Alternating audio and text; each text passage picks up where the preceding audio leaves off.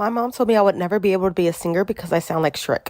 My mom was honestly my first and biggest hater for every dream I've ever had. I wanted to do gymnastics, but she told me I looked like a loose spaghetti. Then I wanted to be a rapper. She told me I sounded like I was yodeling in Spanish. Then I finally found myself and found what I really love to do, which was singing. So I told her I really love her support and I really wanted to pursue it. But she told me no one would ever listen to my music because I sound like Shrek. She even told me that no one would ever come to see me perform, so I can forget all about it. But one day I was singing in the bathroom in school and my counselor came in there. She says, "Who's in that stall singing like that?" I was so embarrassed. I just knew she was going to say something that my mom had said to me before. And I go, "It's me. I'm just joking around singing in here." She's like, "Come on out. Let me hear you again." So I sing for her again, and she tells me I sound so beautiful. She puts me in all these talent shows. I win first place in practically everything. And she signs me up for this major competition, and winner gets signed to a record label. You guessed it, I won. And now my mom wants to sit front row at all my accomplishments. Should I cut her off even though she's my mom? Little, I loved to draw, but the only thing I wanted to draw were girls. Same as now. I used to get a lot of questions about it from adults, and as a child, I had no real answer.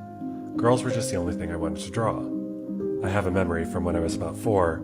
I was visiting my friend Christopher and we were drawing with crayons at his kitchen table. I was drawing a mermaid with long flowing hair. Christopher's mom came up behind me, looked at my drawing, and told me that I drew too many girly things and that it wasn't right. She said I needed to draw the kinds of things that normal boys liked, like fire engines or airplanes. I grabbed a fresh sheet of paper, quickly drew a hammer and a nail, handed it to her, and got back to drawing my mermaid. I asked my mom about the memory recently. She told me that Christopher's mom didn't allow him to play with me after that, because she thought that my effeminate tastes were a bad influence on her son. I don't remember that part, but it made me so sad, mostly for my mom. Can you imagine hearing that about your 4-year-old? I absolutely hate when you're like in English class or something and your teacher is just simply explaining your task to you. But then you decide to start a very loud conversation with your best friend. She notices you and your teacher gives you that look that really says no. She's like, "Oh wait." You both look at her like, "I'm so sorry. Was my lesson interrupting your conversation?" "It's fine, guys. Seriously, I'll wait." I'm like, "Thank you, sister. Because I've still got to go through all the drama with my best friend. And last time I checked, you were teaching in our conversation." My parents tried to marry me off to a 50-year-old. So as soon as I had turned 18 years old, everything in my life went really weird. My parents started to take control of how I dressed, how I did my makeup, my skincare, how much I weighed, how my hair looked. They basically wanted to make me a perfect image. This personally bothered me because I'm the type of person that I like to express myself through my looks. And they know this.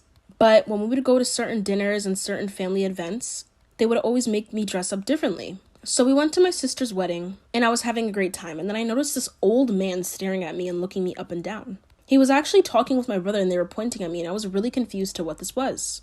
I just looked away because, you're just being a weirdo. What am I supposed to do? Go up to you and confront you?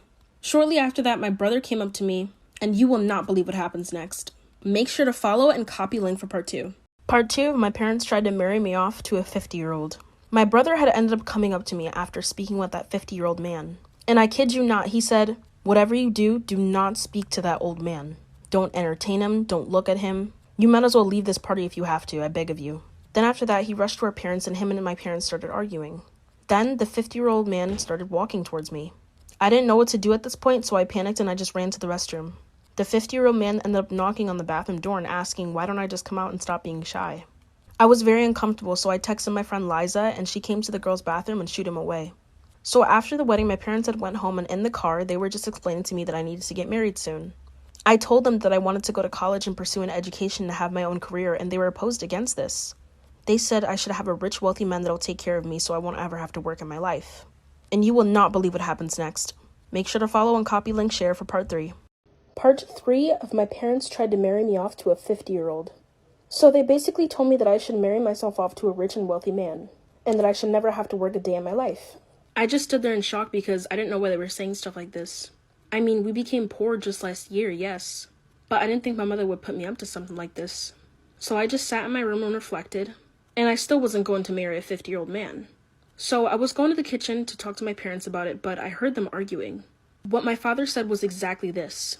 If we successfully marry her off, we'll get $1 million, and you know we need the money.